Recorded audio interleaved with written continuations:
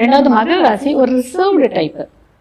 அந்த அளவுக்கு யார்கிட்ட பெருசா இன்வால்வ் ஆக மாட்டாங்க. பட் பல டேலண்ட் இருக்கும். மகராசியை பொறுத்த வரைக்கும் ஒரு விஷயத்தை டேஸ்ட் பண்ற வரைக்கும், அதாவது பேராக இருக்கட்டும், புகழாக இருக்கட்டும், பதவிகளாக இருக்கட்டும், அதை அனுபவிக்கிற வரைக்கும் தான் அவங்களுக்கு அந்த ஒரு இது தோணும். ஆமா, அதை அனுபவிச்சுட்டாங்கன்னா அவங்களை பிடிக்க ஆளே இல்லாம ரொம்ப ஃபாஸ்டா ஓட ஆரம்பிச்சுதாங்க. அது அந்த மாதிரி ஒரு தன்மை கொண்டவங்க தான் இந்த மகர ராசிக்காரங்க. ஸோ இப்போ என்ன ஆகும்னா, இந்த குரு பகவான் 7ஆம் பார்வையாக மகரத்தை பார்க்கும்போது இந்த பிரச்சனையெல்லாம் கிளியர் பண்ணி விடுறாரு. எது?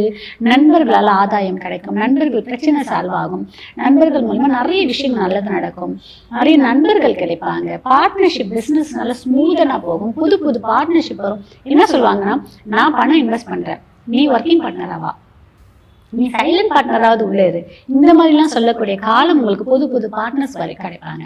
பல பாஷை பேசக்கூடிய நண்பர்கள் உங்களுக்கு கிடைப்பாங்க. அது மூலிமா உங்களுக்கு ஆதாயங்கள் நிறைய கிடைக்கும்.